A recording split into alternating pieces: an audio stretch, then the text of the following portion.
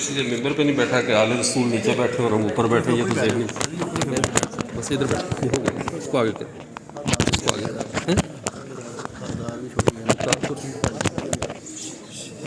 शाह जी, फिर इजाज़त है।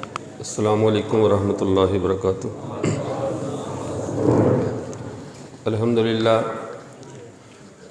अल्हम्दुलिल्लाहिल्लज़ी जअलल हक़्क़ यअलू वला युअला वस्सलातु वस्सलामु अला मन क़ाला ला नबिय्य बअदी वला रसूला व अला आलिहि व अस्हाबिहिल्लज़ीना तबअूहुम बिइहसानिन इला यौमिल जज़ा। क़ालल्लाहु तबारक व तआला अल-यौमा अकमलतु लकुम दीनकुम व अतममतु अलैकुम निअमती व रज़ीतु लकुमुल इस्लाम दीना। व क़ाला नबिय्यु सल्लल्लाहु अलैहि वसल्लम क़द कानत बनु इसराईल तसूसुहुमुल अंबिया कुल्लमा हलक नबियुन खलफ़हु नबी व अना ख़ातमुन नबिय्यीन ला नबिय्य बअदी। व क़ाला फ़ी मक़ामिन आख़र अना हज़्ज़ुकुम मिनल अंबियाइ व अंतुम हज़्ज़ी मिनल उमम। व क़ाला फ़ी मक़ामिन आख़र अना आख़िरुल अंबियाइ व अंतुम आख़िरुल उमम औ कमा क़ाला अलैहिस्सलातु वस्सलाम। मेरे 66 जीडी और गिरदोनवा से आने वाले हमारे गयूर मुसलमान हमारे भाइयों दोस्तों, आज अल्लाह ताला के फ़ज़ल व करम से यहाँ हाज़री की ऐसे तरतीब बनी कि जैसे आपकी दावत पे हमेशा मुझे यहाँ हाज़िर होने का मौका मिलता रहता था, तो मेरा इरादा था कि हमारे आरे वाला में 11 दिसंबर को जो कॉन्फ्रेंस हो रही है उसके सिलसिले में इस दफ़ा आपको बुलाकर देखें कि आप भी ताल्लुक़ निभाते हैं या नहीं निभाते। तो इस सिलसिले में आना था कि हमारे बरादर मोहतरम भाई फैज़ साहब और भाई इब्रार साहब दामत बरकातुहुम, ये दोनों हज़रात आरे वाला में मेरे पास तशरीफ़ लाए, इन्होंने दावत दी, तो मैंने इनकी दावत को खुशी से कबूल किया। और आज अल्लाह का फ़ज़ल देख रहे हैं कि इस मस्जिद के अंदर आज जो गुफ्तगू के लिए मैं बैठा हूँ तो दिल खुशी से बिल्कुल सरशार है। ये तकदीर की बात है, ये कोई 1 साल या 10 साल पुरानी बात नहीं। आप सब हज़रात जानते हैं, एक वो वक़्त था कि जब मैं पहली दफ़ा जहाँ पर आया था तो मेरी यानी हैसियत समझ लें या हैसियत तो अब भी खैर वही है, अल्लाह के यहाँ उसी की हैसियत है जो उसके दर का नौकर हो। तो आया तो तन्हाई की वजह से, हमारी इस बेतनाई की वजह से आँखों में आंसू आए। और आज आप सब हज़रात का रसूलुल्लाह सल्लल्लाहु अलैहि वसल्लम की ख़त्म नबूवत से इश्क़ और मोहब्बत देखकर आज दिल से फिर खुशी के आंसू आ रहे हैं कि अल्लाह ताला ने कैसे काया पलटी। असल बात क्या थी? अक़ीदा ख़त्म नबूवत, आप सल्लल्लाहु अलैहि वसल्लम की ज़ात अक़दस से मोहब्बत। कोई भी ऐसा मुसलमान कमज़ोर ईमान वाला नहीं है जो अपने पैगंबर से बढ़कर किसी को तरजीह देने वाला हो। हर मुसलमान के ईमान की रग रग में, एक एक रगो रेशे में रसूलुल्लाह सल्लल्लाहु अलैहि वसल्लम की मोहब्बत और इश्क समाया होता है। लेकिन कभी कभी ऐसा होता है कि इंसान को हालात के साथ साथ चलते हुए कभी अपनी मोहब्बत में कमी महसूस होने लगती है, और कभी कभी उसके आमाल में ऐसी बातें सामने आ जाती हैं जो मोहब्बत का तकाज़ा नहीं होती, मोहब्बत उसके बरक्स होती है। इसकी एक मिसाल है, मुस्लिम शरीफ के अंदर हदीस मुबारक है, हज़रत हंज़ला रज़ी अल्लाह ताला अन्हु अपने घर से निकले और ये कहते हुए जा रहे थे, नाफ़क़ा हंज़ला, नाफ़क़ा हंज़ला, हंज़ला तो मुनाफ़िक हो गया, हंज़ला तो मुनाफ़िक हो गया। आगे से सैयदना अबू बकर सिद्दीक़ रज़ी अल्लाह ताला मिल गए, पूछा भाई कैसे मुनाफ़िक हो गए, ये कुछ छोटी सी बात है, आप अपने आप को मुनाफ़िक कह रहे हो। उन्होंने कहा जब हम रसूलुल्लाह सल्लल्लाहु अलैहि वसल्लम की मजलिस में होते हैं तो दिल की कैफियत कोई और होती है, उनकी मजलिस से बाहर आकर घर में मशगूल हो जाते हैं तो दिल की कैफियत वो नहीं रहती, वो मज़ा नहीं रहता, वो लुत्फ़ नहीं रहता। तो इसका मतलब है कि हम मुनाफिक हैं कि रसूलुल्लाह की मजलिस में जाएं, या इसको मौजूदा ज़माने पे अमूल कर लो कि ख़त्म नबूवत के जलसे में जाएं, प्रोग्राम में जाएं तो भरपूर ख़त्म नबूवत के नारे, और बाहर निकलें तो बात कभी भूल जाती है, कभी काम ना किया, कभी याद ना रहा, तो ऐसा तो कहीं हम मुनाफिक तो नहीं हो गए। सैयदना अबू बकर सिद्दीक़ रज़ी अल्लाह ताला फरमाया यार ये कैफियत तो मेरी भी है, ये कैफियत तो मेरी भी है। अल्लाह के नबी की मजलिस में ईमान की कैफियत और होती है और बाहर निकले तो कैफियत कम पड़ जाती है। इसकी क्या वजह है? वो भी ये कहते हुए नाफ़क़ा अबी बकर, नाफ़क़ा अबी बकर कहते हुए रसूलुल्लाह सल्लल्लाहु अलैहि वसल्लम की मजलिस में चले गए। आप सल्लल्लाहु अलैहि वसल्लम को बड़ी हैरत हुई कि दोनों मेरे जानसार सहाबी और दोनों अपने आप को कह रहे हैं कि हम शायद मुनाफिक हो गए। पूछा क्या मसला हुआ? क्या अल्लाह के रसूल जब आपके पास होते हैं तो ईमान की कैफियत ही और होती है, यूँ लगता है हम ज़मीन पर बैठकर आसमानों की सैरें कर रहे हैं। इतनी बुलंदियाँ होती हैं ईमान में, एतकादात में, मोहब्बत में। बाहर निकलते हैं, बच्चों में जाते हैं, कारोबार में मसरूफ़ हो जाते हैं तो वो दर्जा बाकी नहीं रहता, वो मोहब्बत नहीं बाकी रहती। आप सल्लल्लाहु अलैहि वसल्लम, मैं अगर तुम्हारी हर वक्त वही कैफियत रहे, लसाफ़हतकुमुल मलाइका, आसमान से फरिश्ते उतर कर तुमसे मुसाफरा शुरू कर दें। और एक बात और भी इससे समझ में आई कि पैगम्बर सल्लल्लाहु अलैहि वसल्लम की मजलिस में और मजलिस से बाहर अगर बंदे की एक ही कैफियत रहे, नबी करीम सल्लल्लाहु अलैहि वसल्लम के बातों के प्रोग्राम में, जलसे में, सीरत में और बाहर भी एक ही कैफियत रहे, तो फिर हमारे नबी का और बाहर के माहौल का क्या फ़र्क हुआ? ये फ़र्क बताता है कि रसूलुल्लाह का तज़किरा, रसूलुल्लाह की मोहब्बत आदमी के ईमान को ताज़ा रखती है। और जितनी दूरी आती जाती है, जितना थोड़ा सा गैप आता जाता है, तो ईमान ख़त्म नहीं होता, ईमान ख़त्म, कमज़ोरी आ जाती है। लेकिन अब अल्हम्दुलिल्लाह अल्लाह का करोड़ शुक्र है कि अल्लाह ताला ने आपके इलाके से जो दूरी या प्रोग्रामों में शिरकत के ना होने की वजह से, या रसूलुल्लाह सल्लल्लाहु अलैहि वसल्लम का कम तज़किरा होने की वजह से, या मसरूफियात की वजह से जो आप ज़िक्र रसूल नहीं सुन सके, ख़त्म नबूवत का मौजू नहीं सुन सके, आज वो सारी गर्द छट गई। अल्लाह ने सब के सीनों को मोहम्मद अरबी की ख़त्म नबूवत के लिए खोल दिया है। इस पर जितना अल्लाह ताला का शुक्र अदा करे कम है। ख़त्म नबूवत क्या है? ख़त्म नबूवत क्या चीज़ है? मुझसे पहले हमारे वो नात खां दोस्त अभी कलाम पढ़ रहे, पता नहीं है या चले गए, उन्होंने अकीदा ख़त्म नबूवत को कहा ये पहचान और हमारा ईमान ख़त्म नबूवत है। इस उम्मत की अल्लाह ने जो पहचान रखी है, इस उम्मत का अल्लाह ताला ने जो शर्फ रखा है, वो पैगम्बर की ख़त्म नबूवत में रखा है। वरना अकीदा तौहीद में तो यहूदियों का भी अकीदा तौहीद है, अकीदा रसालत में तो ईसाइयों का भी अकीदा रसालत है, आखिरत में मर कर जी उठने पर सारी मिल्लतों का इत्तेफाक है, और अल्लाह के सामने पेश होना, जन्नत और जहन्नम, इस पे सब आसमानी मिल्लतें मुत्तफ़िक हैं। जो चीज़ हमारे लिए बाइसे फ़ख्र है, जो चीज़ हमें दूसरी मिल्लतों से जुदा करती है, जिस चीज़ की वजह से हम दूसरी मिल्लतों के मुकाबले में अफजल ठहरते हैं, वो ये है कि बाकी उम्मतें नबूवत वाली हैं और ये उम्मत ख़त्म नबूवत वाली है। बाकी उम्मतें इंसानियत के अबूरी दौर की उम्मतें हैं, जिसमें इंसानियत का काफ़िला अभी तरबियत के मराहिल में था, और ये उम्मत इंसान के तकमील के दौर की उम्मत है। इस पे अल्लाह ने दीन को भी मुकम्मल किया, इस उम्मत पे अल्लाह ने अपने तमाम पैगामात को मुकम्मल किया, और कायनात के सबसे बड़ी अजीम हस्ती, अजीम तोहफ़ा, जिसके बाद अल्लाह के ख़जाने में भी कोई चीज़ उससे बढ़कर नहीं, वो जनाब मुहम्मद रसूलुल्लाह सल्लल्लाहु अलैहि वसल्लम की ज़ात अक़दस है, जो अल्लाह ताला ने हमें अता फरमाई। और हमारे नबी के आने से पहले चूँकि आप सल्लल्लाहु अलैहि वसल्लम के ऊपर और इनसे बढ़कर कोई होना नहीं था, उनके आने से पहले अल्लाह ताला ने इस पूरे निज़ाम में, पूरे ज़माने में इस बात को इतना आम किया, आप सल्लल्लाहु अलैहि वसल्लम के तराने को इतना आम किया कि रुए ज़मीन पर कोई चीज़ ऐसी नहीं थी जो हमारे नबी के आने से पहले हमारे नबी की ज़ात को और उनके मनसब को ना पहचानती हो। चूँकि वो ज़माने के इमाम आने वाले थे, उनके बाद तो फिर और कोई नहीं आने वाला था। अगर कौम यहूद के बिगड़े कौम नसारा में पहुँच जाएँ और हज़रत ईसा पर ईमान लाने की बरकत से वो सुन सकते हैं, और हज़रत ईसा अलैहिस्सलाम की कौम के बिगड़े हुए हज़रत ईसा पर ईमान ना लाने वाले अगर मोहम्मद अरबी सल्लल्लाहु अलैहि वसल्लम की उम्मत में आकर मुसलमान हो जाएं, तो उनकी पिछली खराबियां भी दूर हो सकती हैं, वो सुलझ सकते हैं।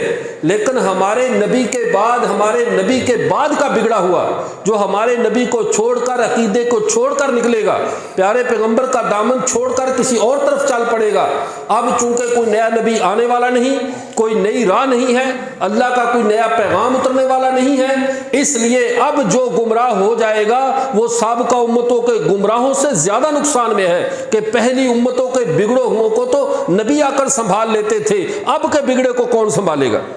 नबी करीम सल्लल्लाहु अलैहि वसल्लम ने इरशाद फरमाया, कद कानत बनु इसराइल तसूसुहुमुल अंबिया, जो बनु इसराइल पहले गुजरे हैं, इनकी सियासत, इनकी क़यादत, इनकी जिम्मेदारी इनके नबी किया करते थे। कुल्लमा हलका नबीयुन खलफहु नबी, एक नबी जाता था तो इंसानों के काफिले को दूसरा नबी आकर संभाल लेता था। फरमाया अना खातमुन नबीयीन ला नबी आबादी, मैं अल्लाह का आखिरी नबी हूँ, मेरे बाद कोई नबी नहीं है। फिर सवाल पैदा होता है कि अल्लाह के रसूल साबिक़ा उम्मतों को, बिगड़ों को पटड़ी से उतर जाएं, उनको संभालने के लिए तो आसमान से नबी नबी आ जाया करते थे। इस उम्मत को कौन मिलेगा?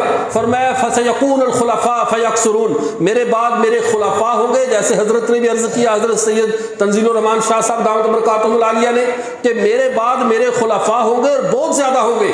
अब कोई नबी नहीं आएगा, मेरे खुलफा होंगे, उलमा होंगे, सुलहा होंगे, मुजाहिदीन होंगे, फुकहा होंगे, ये लोग अब मेरी उम्मत को संभालेंगे। अब नबूवत का दरवाजा बंद हो चुका है। सहाबा ने फिर पूछा फमल अमरू का या रसूलल्लाह, अल्लाह के रसूल ऐसे मौके पे आपका क्या हुक्म है कि जब आपके बाद कोई नबी तो आने वाला नहीं, आपके खुलफा होंगे, तो फिर फमाज़ा तअमुरुना, आप हमें क्या हुक्म देते हैं कि हम क्या करें? मुस्लिम शरीफ के आगे हदीस के अल्फाज हैं, यहाँ तक बुखारी के अल्फाज हैं, अना खातमुन नबिय्यीन ला नबिय्य बादी फसयकूनुल खुलफा फयक्सुरून, मेरे बाद खुलफा होंगे और बहुत ज्यादा होंगे।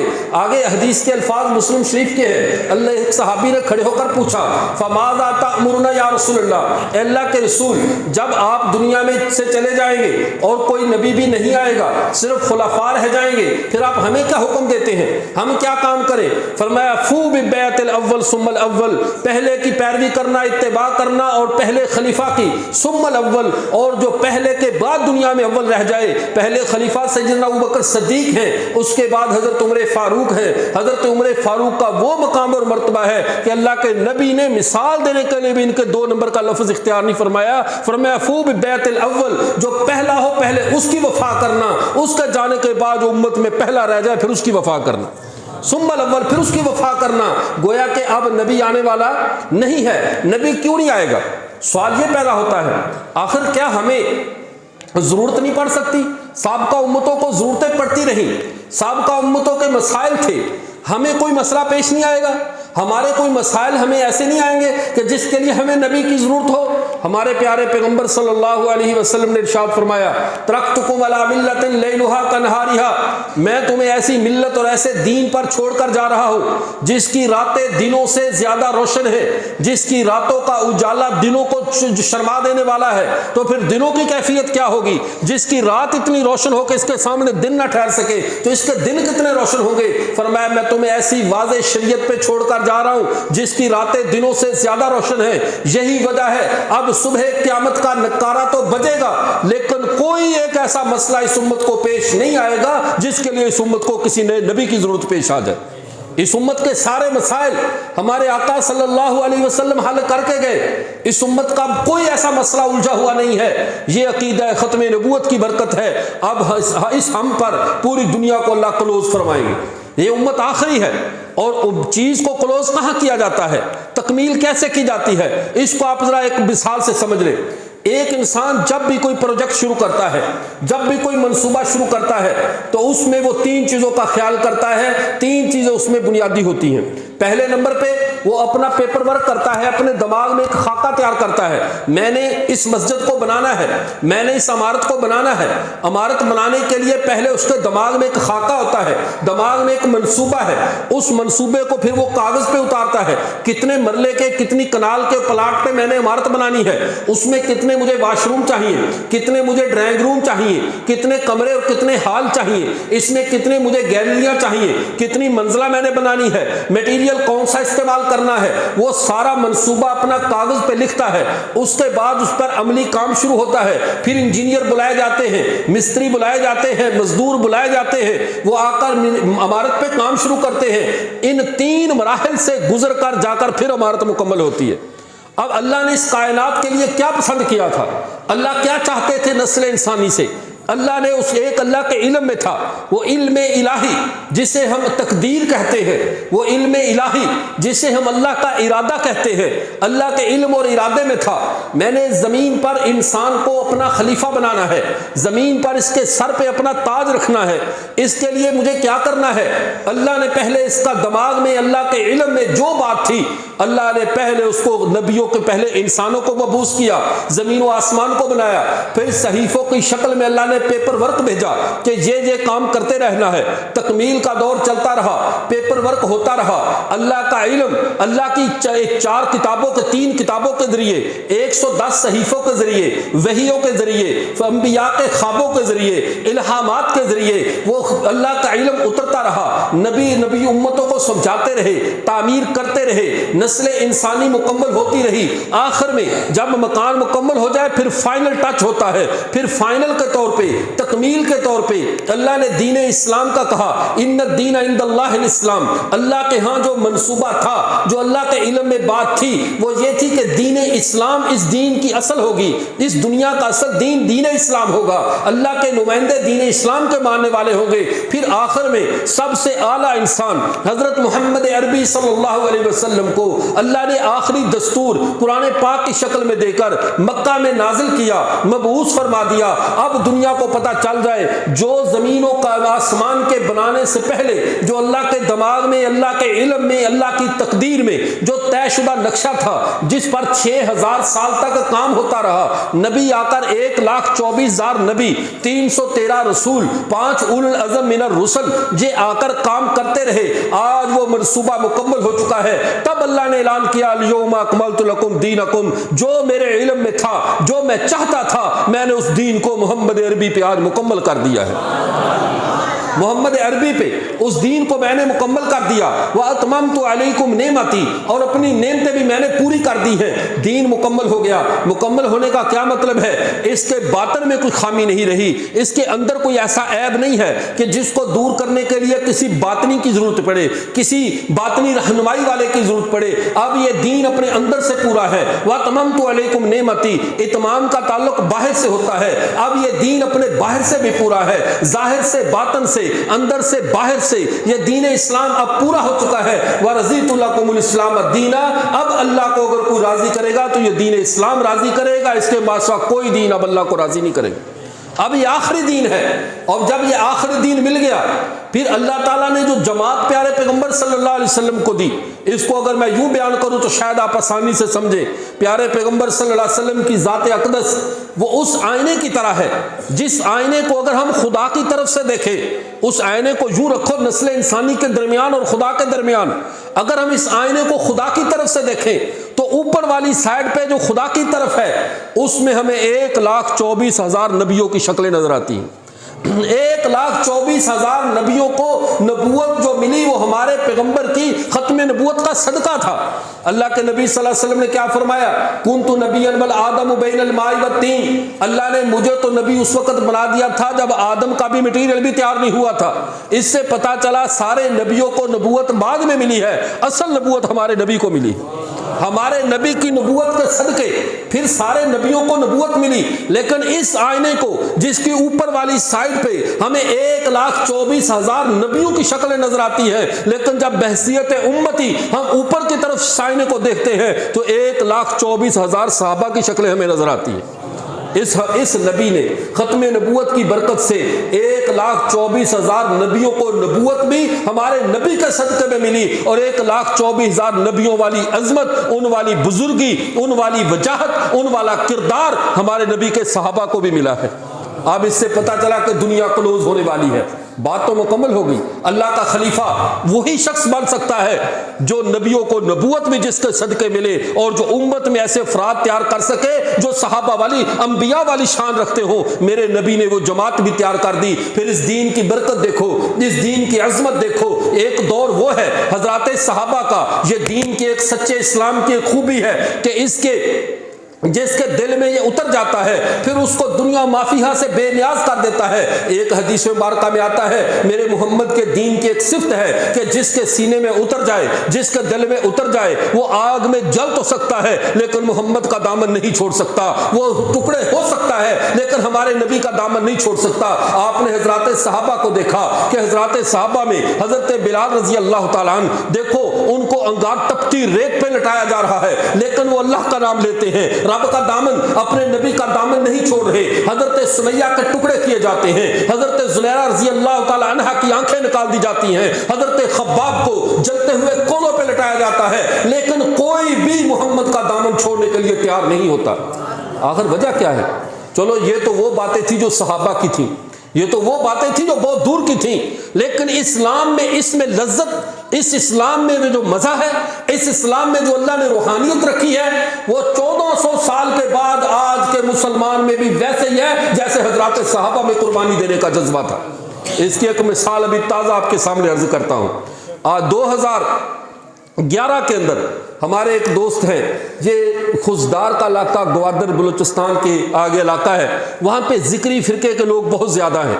ये मुसलमान नहीं हैं, पाकिस्तान के आईन में भी इनको काफिर करार दिया गया है, ये भी कादियानियों की तरह काफिर हैं। ये मुल्ला मोहम्मद अटकी को अपना नबी समझते हैं। उससे पहले उसका नाम मोहम्मद जूनपोरी है, लेकिन वो अटक में आ गया था इसलिए उसको अपना नबी समझते हैं। उसके ऊपर नाजिल होने अपने तौर पर लोहे अय्याम नाम की एक किताब है और अल मुस्ततरफ नाम की किताब है। इन किताबों को आसमानी किताबें मानते हैं। हालांकि हमारा मुसलमानों का अकीदा यह है कि हमारे प्यारे पैगंबर सल्लल्लाहु अलैहि वसल्लम के बाद अगर कोई ये दावा करे मुझ पर आसमान से एक हरफ उतरा है, ये एक हरफ वाला भी वैसे ही काफिर है जैसे मुसैलमा कज़्ज़ाब काफिर था।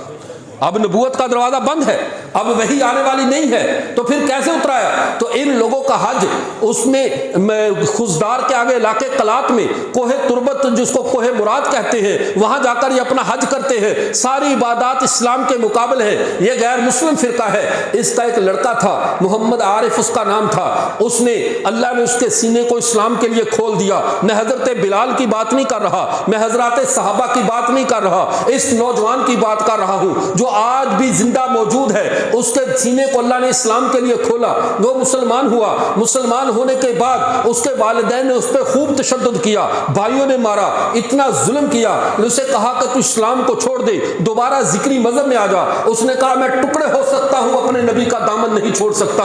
ये बात चलती रही। आप बताइए, आप में से जिन्होंने मुल्तान की गर्मी देखी है, ये तो कुछ भी नहीं। कहां पे बलोचिस्तान, खुशदार और कलात के इलाकों की गर्मी, जहां कोई सब्जा नहीं है, जहां पे वो गोश्त धूप में रखकर ऐसे उसको गर्म करते हैं और खाने के काबिल हो जाता है। इतने गर्म इलाके में उस आरिफ ने जब बताया तो हमारे कलेजे फटने को हो गए। कहने लगा मेरा बाप और मेरी माँ और मेरे भाइयों ने मुझे चारपाई से बांध दिया, बांधकर मुझे गर्मियों के जून के महीने में मुझे छत पे रख दिया कि तू गर्मियों में इसी तरह जलता रह, जलकर तबाह हो जा, तुझे या मर जा या मोहम्मद का दीन छोड़कर दोबारा जिक्री मजहब में आ जा। उसने कहा पूरा दिन मेरा जिस्म छत के ऊपर पड़ी चारपाई पे ऐसे तो कोयले की तरह तपता रहा, लेकिन कह रहे यकीन करें, उसने कहा उस्ताद जी आज मैं आपको ये बात बताता हूं, जो लज्जत मुझे उस वक्त आई थी आज मैं तरस रहा हूं दोबारा वो लज्जत मिल जाए। क्यों? रसूलुल्लाह के नाम पे कटने की कोई लज्जत कम नहीं है। कोई ये नशा ही ऐसा है, रसूलुल्लाह की मोहब्बत का नशा ऐसा है। कैसी शायर ने क्या खूब कहा, जिक्रुका लिल मुश्ताकी खैरु शराबिन व कुल्लु शराबिन दून जिक्रिका का शराबिन। आशिकों के लिए तो अल्लाह के रसूल आपको याद करना ही ऐसी शराब है कि उस शराब के सामने दुनिया की सारी शराबें हीच है। किसी शराब का वो नशा नहीं है जो रसूलुल्लाह की मोहब्बत का नशा है, आपके जिक्र का नशा है। कह रहा मुझे 36 घंटे तक बांध के रखा गया, एक रात गुजर गई। अगले दिन जब मैं तड़प रहा था, मेरे जिस्म से ऐसे जानी जलने की जो महक आने लग गई। इतनी गर्मी में मेरी बहन आई, बहनों का दिल नरम होता है, बहन आई गिलास में पानी लेकर छुप कर आकर उसने कहा कि भाई जिद छोड़ दे, हम यहाँ कौन से मुसलमान हैं, सारे एक ही मजहब के हैं, तू मजहब कबूल कर ले, ये पानी पी, मैं तेरे भाई बहन तेरे मुंह में डाल देती हूँ, पानी पी ले, घर वाले इस वक्त देख नहीं रहे।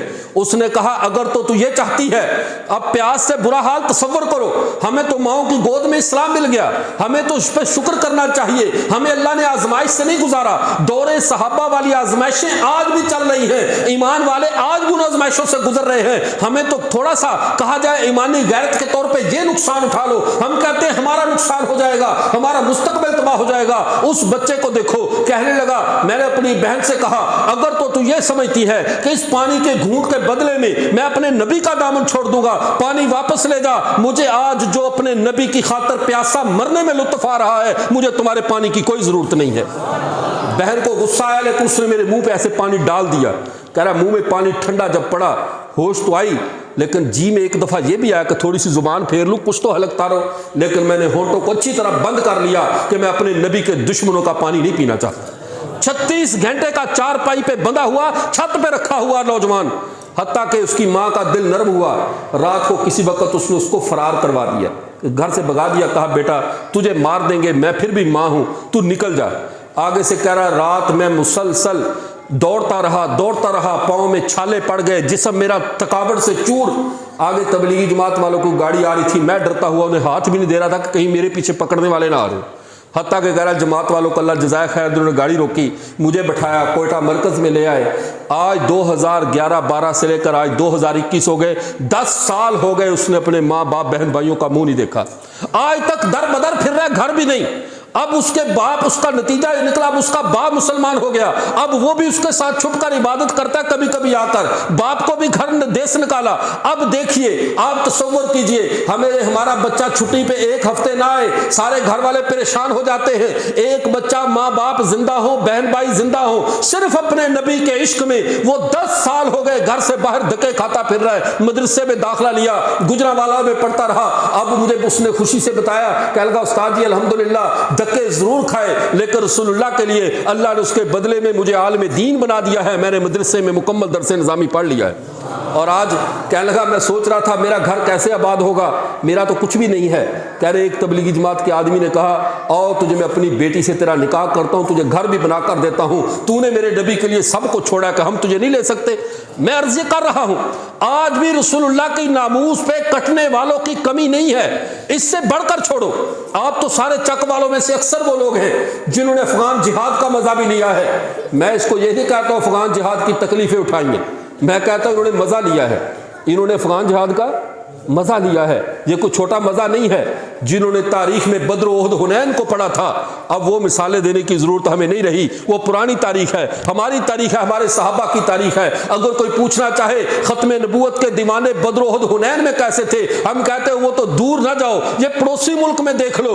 4 अशरों में, सिर्फ 4 अशरों में 1980 से लेकर 2020 तक 4 अशरे बनते हैं। 4 अशरों में दुनिया की 3 सुपर ताकतों को जिन्होंने धूल चटा दी है, वो मोहम्मद अरबी के दीवाने आज भी जिंदा मौजूद हैं। उन्होंने जेलें नहीं काटी, उन्होंने मारे नहीं खाई।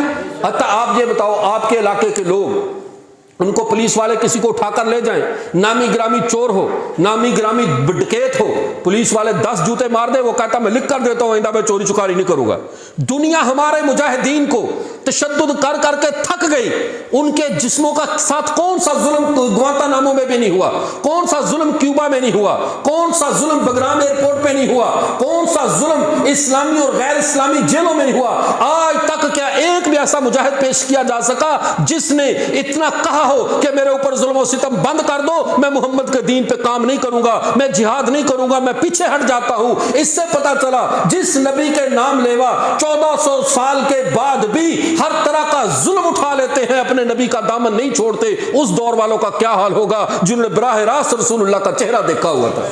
हमने तो रसूलुल्लाह को नहीं देखा, हमने तो अपने नबी को, हमने तो नबी का नाम सुना है, नाम पे इतने मर रहे हैं, तो देखने वालों का क्या आलम होगा। तो मैं अर्ज कर रहा हूं, हमने खत्म नबूवत का अकीदा, ये हमें हमारे पैगंबर की जात से वाबस्ता अकीदा है। बाकी अकायद का ताल्लुक हमारे ईमानियात से है।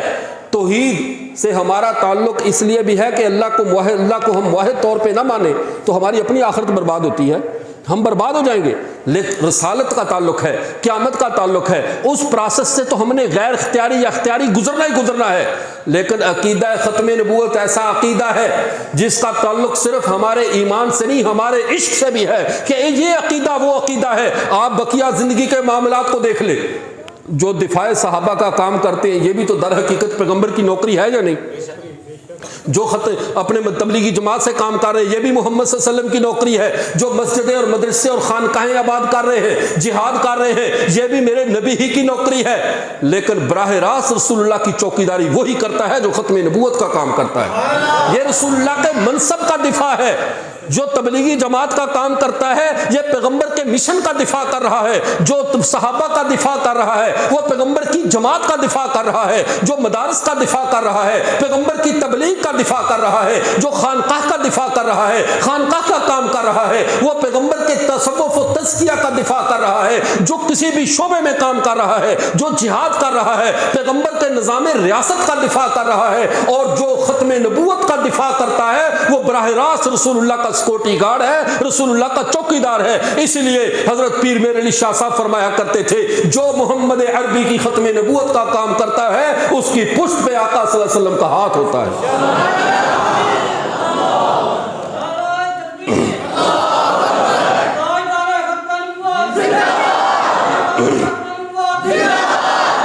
अर्ज कर रहा था, पैगंबर का किसी की पुष्ट पे हाथ का आ जाना ये कोई छोटी सादत नहीं, ये बहुत बड़ी सादत है, बहुत बड़ी लज्जत है। अगर हमें यकीन हो जाए कि हमारी पुष्ट पे हमारे आका का हाथ है। और अल्लामा अनवर शाह कश्मीरी रहमतुल्लाह अलैह सैयद हैं, आले रसूल हैं, वक़्त के मुहद्दिस हैं, कई लाख हदीस के हाफिज और आलिम हैं। कहने लगे जो शख्स एक लम्हे के लिए भी ख़त्म नबूवत का काम करे, मैं गारंटी देता हूं, मैं इसका ज़ामिन हूं कि क़यामत के दिन आका उसकी शफात करेंगे, क़यामत के दिन आका उसकी शफात करेंगे। ये तो बहुत बड़ा दावा है, छोटा दावा नहीं है। देखो ये काम नबी का है, नबी को पाबंद तो नहीं कि अनवर शाह कश्मीरी गवाही दे दे और अल्लाह के नबी उसकी बात को मान ले। अल्लाह के नबी पाबंद है हमारे, बतलाएं, अल्लाह के नबी तो हमारे पाबंद नहीं। अब इतना बड़ा दावा शादी कर रहे, तो मैं काफ़ी परेशान था इस मामले में कि इतनी बड़ी बात के पीछे कोई असल होगी। चलते चलते मुझे मजमू ज़वैद से एक हदीस बारका मिली। उस हदीस बारका में आप सल्लल्लाहु अलैहि वसल्लम के सामने एक जनाजा लाया गया। हदीस में आता जब जनाजा लाया गया तो हज़रत उमर रज़ी अल्लाह तआला खड़े हो गए, कहने लगे अल्लाह के रसूल इसका ला तसल्ली अलैहि इन्नहु रजुलन फाजिर, अल्लाह के रसूल इसका जनाजा ना पढ़ो, ये तो बड़ा गुनाहगार आदमी है। बेशक आपका सहाबी है, आप पर ईमान लाया है, लेकिन इसने कोई नेकी का काम नहीं किया। आज हमारा अलमिया यही है कि जो रसूलुल्लाह की चौकीदारी करे हम उसको आमाल के नरगे में तोलते हैं कि पहले इसके आमाल देखो कैसे हैं। लेकिन रसूलुल्लाह की चौकीदारी करने वालों सुनो, इसका मतलब ये नहीं है कि चौकीदारी करो नमाजें भी माफ, चौकीदारी करो और कोई काम भी नहीं, खत्म नबूवत का नारा लगा दिया, नहीं, इसका ये मतलब नहीं। लेकिन ये भी मतलब नहीं है कि खत्म नबूवत का काम करके तुम शफात से महरूम हो जाओगे, महरूम नहीं रहोगे। ये दर ऐसा दर है जिस पे तो कभी किसी बकारी को खाली हाथ नहीं लुटाया जाता जब रसूलुल्लाह के दर की चौकीदारी करोगे। अब हजरत उमर ने कहा या रसूलुल्लाह ला तुसल्ली अलैहि इन्नहु रजुलन फाजिर, ये गुनाहगार आदमी है, आप पर ईमान लाया, ना कभी जिहाद किया, ना कभी ज़कात दी, ना कभी नमाज पढ़ी, ना कभी रोजा रखते इसको देखा, कोई इसका अच्छा काम नहीं है, क्यों इसका जनाजा पढ़ते हैं। अल्लाह के नबी ने पूछा सहाबा से, बताओ किसी के जहन में इसकी कोई एक नेकी हो, आज मुझे बता दो मैं ताकि इसका जनाजा तो पढ़ सकूं। एक सहाबी ने उठकर कहा ए अल्लाह के रसूल, एक जंग में हम थके हुए आ रहे थे वापस, तो ये आगे बकरियां चराता उधर फिर रहा था। इसने कहा यार मैं रसूलुल्लाह का मैं भी ईमान लाने वाला हूँ, लेकिन मेरे कोई अमाल इतने अच्छे नहीं हैं, चलो आज ऐसा करो तुम थके हो तुम सो जाओ, आज रात तुम्हारा पहरा मैं देता हूँ, आज रात तुम्हारा पहरा मैं दे देता हूँ, तुम एक रात चलो आराम से तो सो जाओ।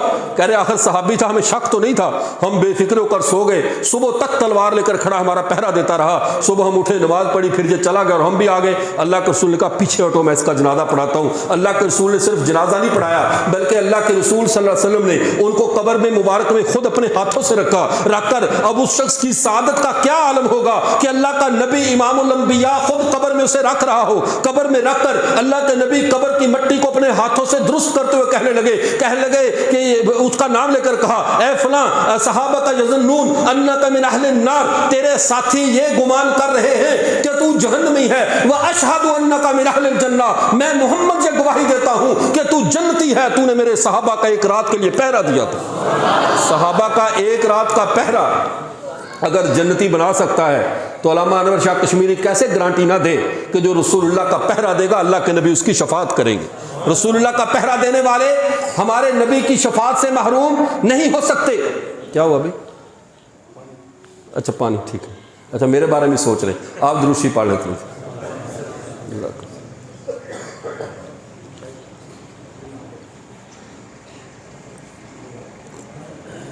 जज़ाकुम।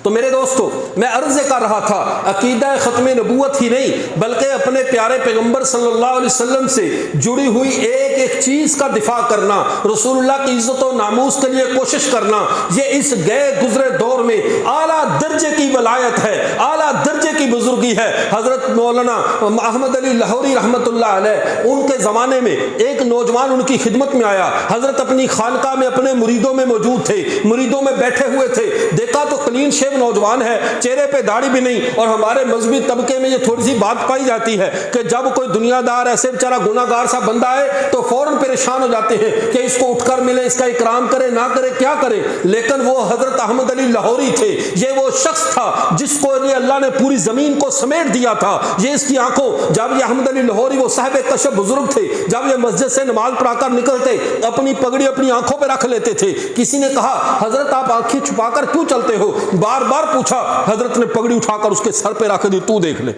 जब उसने पगड़ी देखी तो इंसानों में कुछ सांप नजर आ रहा है, कोई बिच्छू नजर आ रहा है, कोई कुछ कोई कुछ। उन्होंने कहा लोगों की असल आमाल की वजह से अल्लाह मुझे इनकी असली शक्लें दिखा देता है, मैं इसलिए अपनी आंखें बंद करता हूं ताकि किसी का राज मुझ पे ना खुले। तो ये इतने बड़े अल्लाह वाले थे।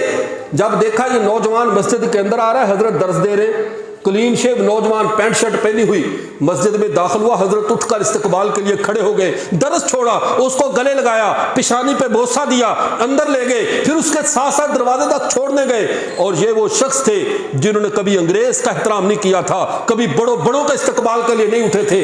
एक दुनियादार फासिक व फाजिर के लिए बज़ाहिर उसके लिए इतना एहतराम, और वो भी शेख तफसीर अल्लामा अहमद अली लाहौरी। जब ये बात हुई, किसी ने पूछा हजरत ये क्या मामला है, आप तो किसी बड़े से बड़े कलेक्टर आ गए उसके लिए नहीं उठते, आज इस नौजवान के लिए क्यों उठे हो?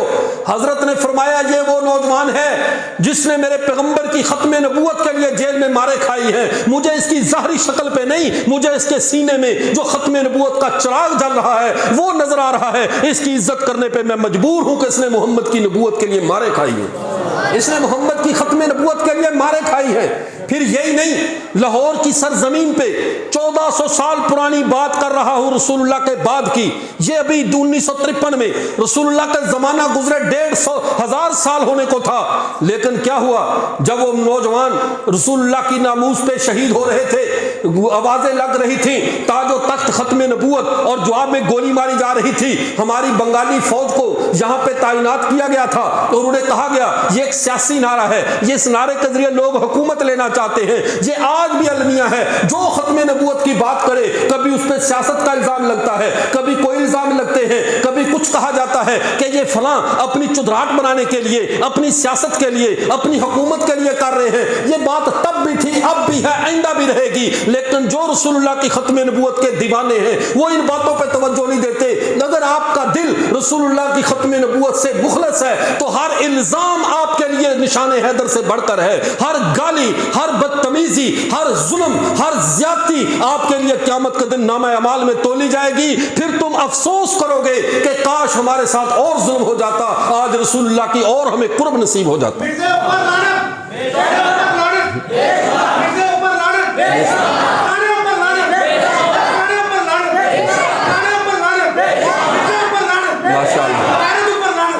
तो मैं अर्ज़े कर रहा था पैगंबर की खत्म नबूवत के लिए। अब जब ये बात हुई लाहौर के बाल रोड पे, वहां पे नौजवान कुर्बानियां दे रहे थे, ताजो तख्त खत्म नबूवत का नारा लगाते, और उस तहरीक के आईनी गवाह से मैं खुद मिला, शेख तफसीर हजरत मौलाना मंजूर अहमद साहब नौमानी दामत बरकातहुम, जो हमारे ये मियाँ क्या नाम है रहीम यार खान के साथ ताहिर वाली के बुजुर्ग हैं, तफसीर के उस्ताद हैं। वो कहते हैं मैं खुद उस तहरीक में था, हम लोग हाथों में हाथ डालते और गोलियों का सामना यूं करते, एक नारा लगाते हुए जाते थे, माल मांगो माल देंगे, जान मांगो जान देंगे, लेकिन हरगिज़ ना हमसे ये हो सकेगा कि मोहम्मद का जाहो जलाल देंगे।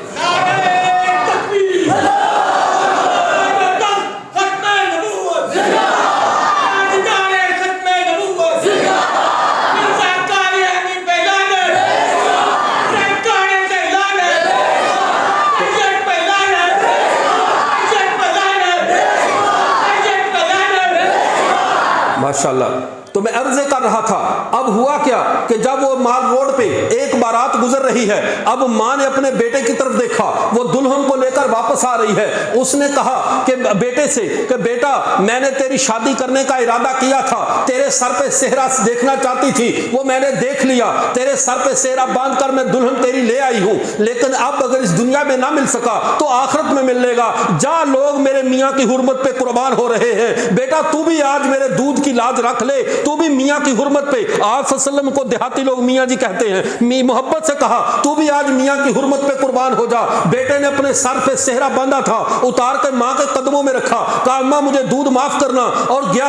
ये दुल्हा है, एक अभी अपनी बीवी को ब्याह कर ला रहा है, घर में नहीं पहुंचा, रसूलुल्लाह की खत्म नबूवत की आवाज कानों में पहुंची, वो मैदान में निकला, ताजो तख्त खत्म नबूवत का नारा लगाया, गोली लगी, शहीद हो गया। और आज लाहौर में जो मस्जिद शुहदा आज भी मौजूद है, उसकी जरा तारीख को देखो। इसी मस्जिद के करीब जब वो अजान की नमाज का वक्त हुआ, फौजियों ने कहा यहां अजान नहीं देनी, आगे नहीं बढ़ना। एक नौजवान आगे बढ़ता है, बढ़कर अल्लाह अकबर कहता है, गोली लगी, शहीद हो गया। आप जरा बतलाओ कि जब एक जगह पे गोली चल रही हो, लोग रास्ता बदल देते हैं। अगर एक जगह पे कत्ल का यकीनी अंदेशा हो कि मुझे यहाँ मार दिया जाएगा, लोग उधर एक कदम नहीं बढ़ाते। लेकिन मैंने पहले अर्ज किया, रसूलुल्लाह की मोहब्बत का नशा वो नशा है जिसे दुनिया का कोई तरियाक उतार नहीं सकता।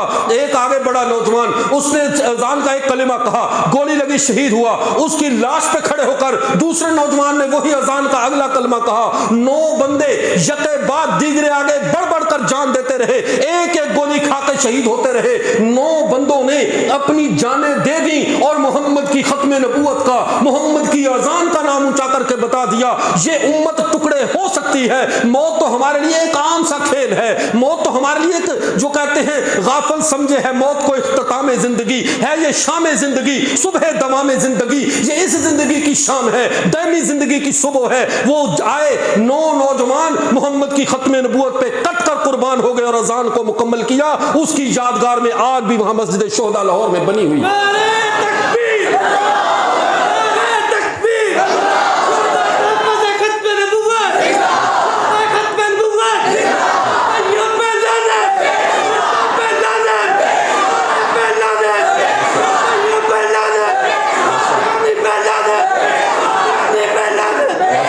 तो मैं अर्ज़ कर रहा था, अब हमारे नौजवानों का कादियानी के बारे में इतना मुतशद्दद आमेज ये रवैया क्यों है?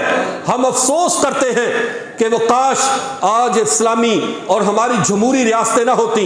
आज कादियानी क्या कहते हैं, ये जो कानून बना दिया गया है इस कानून को खत्म किया जाए। लेकिन ये बेवकूफ ये बात नहीं समझते, इस कानून ने तो तुम्हें अभी सोचने का मौका दिया हुआ है, इस कानून ने तो अभी तुम्हें जिंदा रहने का हक दिया है। तुम इन उलमा का शुक्रिया अदा करो जिन्होंने तुम्हारे लिए भी इस्लाम का दरवाजा खुला है, कि वरना अगर इस्लामी हुकूमत हो, इस्लामी निजाम हो, तुम इस कानून को खत्म करके देख लो। हम कहते हैं रियासती अदारों का अगर कोई सरकारी फरिश्ता भी यहां बैठा है तो वो भी नोट कर ले, ये कानून है जिसने हमारे भी हाथ बांध रखे हैं, जिन्होंने इनको तहफ्फुज दे रखा है। लेकिन आज अगर यह कानून खत्म होता है तो नया कानून वही होगा जो अबू बकर सिद्दीक ने मुसैलमा कज़्ज़ाब के मुकाबले में नाफिज किया था।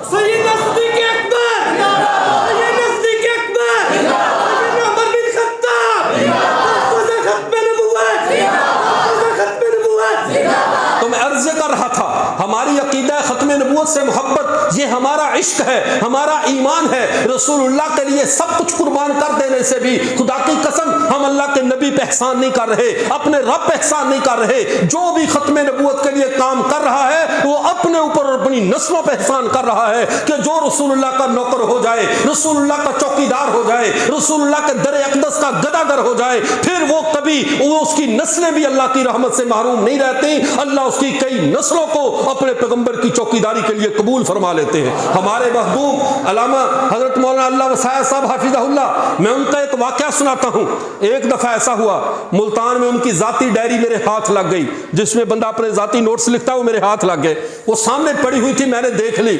एक जुमला पढ़कर अंदाजा हुआ हमारे बड़े कितने रसूलुल्लाह के इश्क में डूबे हुए हैं। जुमला लिखा कि मेरी तारीख़ पैदाइश पाकिस्तान बनने से 5/1943 की लिखा, वालदा साहबा की रवायत के मुताबिक मैं फलां सन में पैदा हुआ, मैंने दरसे निज़ामी किया पढ़ा, तब से लेकर आज तक रसूलुल्लाह के दरे अक़दस पे चौकीदार बनकर बैठा हुआ हूँ। एक लम्हे के लिए भी मेरे दिल में ख्याल नहीं आया कि दाएं बाएं भी देख लूँ। और साथ आगे दुआ लिखी, ऐ अल्लाह मुझे चाहे रसूलुल्लाह के चौकीदार उन दर पे बांधे हुए उन कुत्तों में ही मेरा शुमार हो जाए, लेकिन जे उन सगान उन बड़े फारसी के अल्फाज से लिखा, लेकिन मैं चाहता हूं ताहयात मैंने रसूलुल्लाह के दर अक़दस की चौकीदारी की है। अल्लाह इसी चौकीदारी में मुझे जमीन से उठा लेना, मुझे मौत भी आए तो इसी चौकीदारी की हालत में आए। ये हमारे बड़े हैं जिन्होंने खत्म नबूवत का काम किया है, जिन्होंने रसूलुल्लाह की इज्जत और नामूस के लिए अपना सब कुछ तज दिया था। और हमें इस पे फख्र है, हम रसूलुल्लाह के नामूस पे जो मरते हैं ये हमारा अपना नशा है। हमारा अगर ये तो बात अलग है कि हमारे अकीदे का भी यही तकाजा है, ये बात अलग है कि कुरान और सुन्नत का भी यही तकाजा है, ये बात अलग है कि उम्मत का इजमा भी इसी बात पर है। अगर उम्मत का इजमा ना भी होता तो क्या हम अपने नबी के बाद किसी काने को नबी मान लेते? हम तो अपने प्यार सैयद आला शाह बुखारी रहमतुल्लाह फरमाया करते थे, मिर्ज़ा तो वैसे ही बदशक्ल मनहूस किस्म का इंसान था, लेकिन अगर क्या कोई हसीनो जमील अबू बकर जैसी सदाकत रखने वाला, उमर जैसी अदालत रखने वाला, उस्मान जैसी सखावत रखने वाला, अली जैसी शुजात रखने वाला, अगर कोई ऐसा इंसान, जज़ाकुल्लाह, सारा आंखों पे, जो ख़त्म नबूवत के लिए भी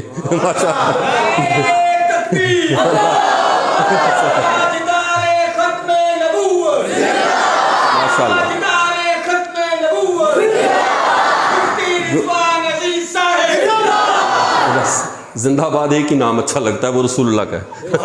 हमें ज़ेब नहीं देता। जब तक दुनिया में कादियानी मेरे पैगंबर की ख़त्म नबूवत को मान नहीं लेते, जब तक मेरे नबी के गुस्ताख जो हैं वो हिदायत नहीं पा जाते, हमें जिंदाबाद कहलाते हुए शर्म आनी चाहिए।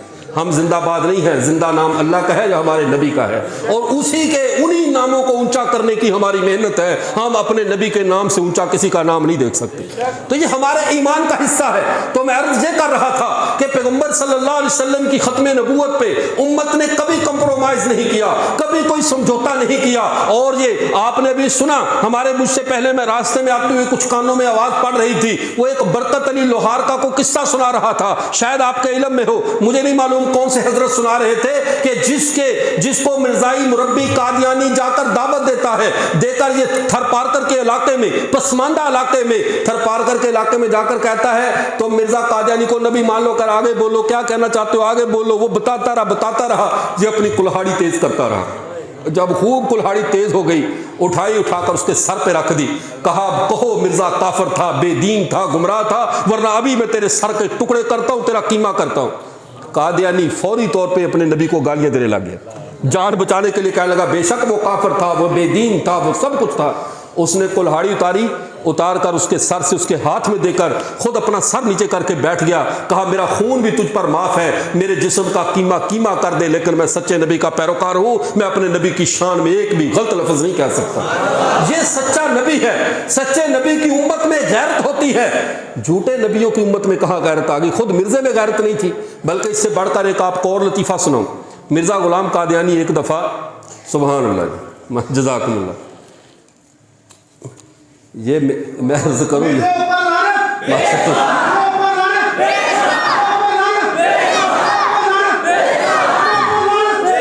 अर्ज कर रहा था, मुझे थोड़ा सा भी वक़्त दें आप हजरात, थोड़ा सा मैं अर्ज कर रहा था ख़त्म नबूवत के अकीदे पे, अल्लाहुम्मा सल्ली अला मुहम्मद।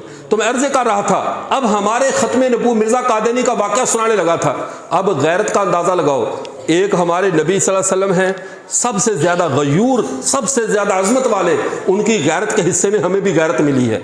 और मिर्ज़ा कादियानी है, अपनी बीवी को लेकर स्टेशन पे बैठा था, सीरतुल महदी में लिखा हुआ है, स्टेशन पे बैठा था, उसकी बीवी ने पर्दा नहीं किया हुआ था।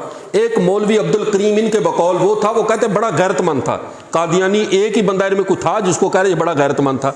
उसने कहा कि यार ये हमारे नबी की बीवी है, लोग आंखें फाड़ फाड़ कर देख रहे हैं, चूँकि वो दिल्ली की थी और बड़ा मेकअप करके बैठी हुई थी स्टेशन पे, तो मुझे गैरत आ रही। कहा तू जाकर खुद हजरत को समझा दे, मिर्ज़ा साहब को, कि वो इसको पर्दा करवाएं। वो बड़ी गैरत के साथ गया, कहने लगा हजरत आपकी बीवी को लोग देख रहे हैं और डेले फाड़ फाड़ कर देख रहे हैं, ये सीरतुल महदी की 3री जिल्द में लिखा हुआ है। कहा जाकर उसको देख रहे हैं तो इसका पर्दा करवाना चाहिए। अब मिर्ज़ा साहब वही जवाब दे रहे जो आजकल के बेवकूफ़ लोग देते हैं, कह रहा पर्दा दिल का होता है, मैं ऐसे पर्दे का कायल नहीं हूँ, कोई बात नहीं है। खैर है, जिस उम्मत का नबी इतना बेहया हो कि जिसकी बीवी को दुनिया देखे वो कहे कोई बात नहीं, पर्दा दिल का होता है। क्या पहले दिल बाहर लटक रहा होता है लोटे, मस्जिद के लोटे की तरह? दिल तो पहले ही पर्दे में है, पसलियों के नीचे, ऊपर चमड़ा, ऊपर कमीज पहनी। ये कौन सा पर्दा है जो आप कह रहे हैं दिल का पर्दा होता है? जब माशाअल्लाह, जबरदस्त अल्लाह। तो ये ऐसे बेज़मीर इंसान, ऐसे बेहया इंसान को तो इंसान शुरफा की लिस्ट में नहीं रखता, चे जाए कि उसको बंदा नबी मान ले। कादियानी की अकल को क्या हो गया, किस कदर इनकी अकल फालिज ज़दा है। अब याद रखिए हमारी गैरत का तकाजा क्या है, हमारे ईमान का तकाजा क्या है। नबी के दोस्तों से दोस्ती, नबी के दुश्मनों से दुश्मनी। नबी के दोस्तों से दोस्ती, नबी के दुश्मनों से दुश्मनी। हमारे ताल्लुक, हमारे लेन देन, हमारे मामलात उन्हीं के साथ होंगे जिनके मामलात हमारे नबी के साथ ठीक है। जिसका मामला हमारे नबी के साथ बिगड़ जाए उससे हमारा कोई मामला नहीं बन सकता। ये कैसे हो सकता है? एक शख्स हमारे नबी का दामन छोड़े और फिर वो कहे कि आप हमारे साथ अपने दामन को सीधा करो, ऐसा नहीं होगा।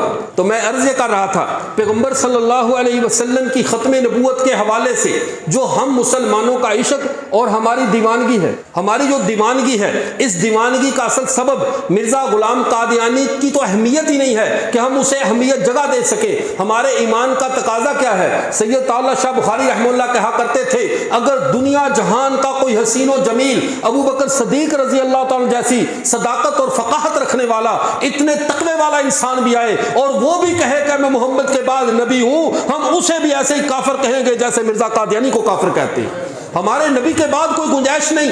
क्योंकि आप मुझे ये बताइए, आपसे मैं एक बात पूछता हूं, अगर आपसे कोई ये कहे कि अपना बाप तब्दील कर लो तो कोई करेगा? ये कितनी गंदी गाली है किसी को कहना कि तो अपना बाप बदल ले। अल्लाह के नबी ने फरमाया, मेरी माएँ अज़वाजुहु उम्महातुहुम, मेरी बीवियाँ तुम्हारी माएँ हैं। मेरी बीवियाँ तुम्हारी क्या हैं? रसूलुल्लाह हमारे क्या हुए? हम अपने बाप को और अपनी माँ को छोड़कर हम जाएं तो किधर जाएं? हम कुछ पागल हैं अपनी माँ को तब्दील करें? हम पागल हैं कि अपने बाप को तब्दील करें? हमारे नबी हमारे रूहानी बाप है, ये दीन हमारे बाबा का दीन है। मुझे आज भी वो अल्फाज अच्छी तरह याद है। पिछले दिनों आपने देखा होगा हमारे अफगानिस्तान में फतूहात हो रही थी, हमारे वो दरवेश वो कलंदर जिन्होंने पहाड़ों में जिंदगियां गुजार दी, जिनकी कई नस्लें तबाह हो गई, उनमें से एक फारसी में तकरीर करते हुए एक पठान कह रहा था, पठान था या फारसी बांध था, रोते हुए उसने एक जुमला कहा, बड़ी अजीब उसके दिल में दर्द था। मैंने कहा अभी तो इन बेचारों ने रसूलुल्लाह का जमाना नहीं पाया, इन्होंने कोई बदर ओहद का जमाना नहीं देखा। रसूलुल्लाह का इश्क कितना इनमें कूट कूट कर भरा हुआ है। उसकी धाड़ें निकल रही थी, रोते हुए जा कहने लगा, हम तो गरीब हैं, जाकर कोई रोजे पे हमारे बाबा को बताए तेरे इन बच्चों ने तेरे दुश्मनों को मार भगाया है, तेरे इन बच्चों ने तेरे दुश्मनों को मार भगाया है, हमारे बाबा को जाकर बता दो। आज 66 जीडी वालों, आज के फरिश्ते तुम्हारे बाबा की, हमारे प्यारे पैगंबर की खिदमत में जाकर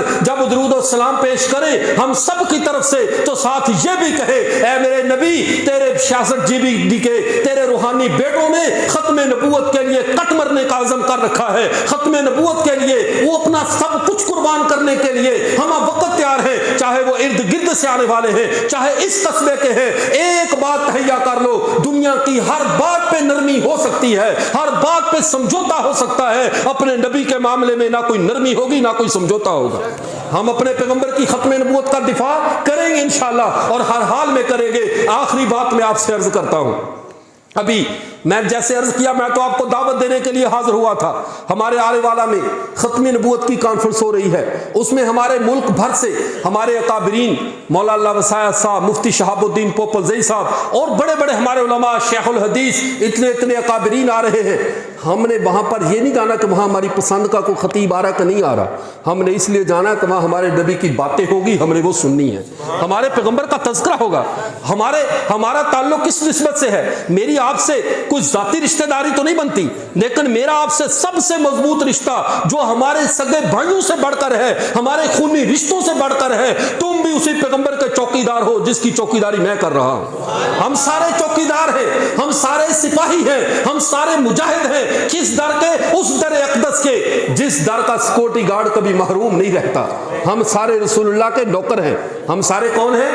नौकर हैं रसूलुल्लाह सल्लल्लाहु अलैहि वसल्लम के। तो क्या मैं आपसे ये उम्मीद रखता हूं, जितने लोग यहां मौजूद हैं इनमें से तो कोई भी गैर हाजिर नहीं होगा, लेकिन जो आपके ताल्लुक अहबाब दूर दराज वाले जो नहीं पहुंच सके, उनके साथ आप आरे वाला में एक रात के लिए खत्म नबूवत का प्रोग्राम सुनने के लिए तशरीफ लाएंगे इंशाअल्लाह। जो कहते हैं कि हमारा अल्लाह के घर में वादा है हम अपने पैगंबर की खत्म नबूवत की खातिर आएंगे, वो हाथ खड़ा करें। माशाअल्लाह, अल्लाह कबूल फरमाए।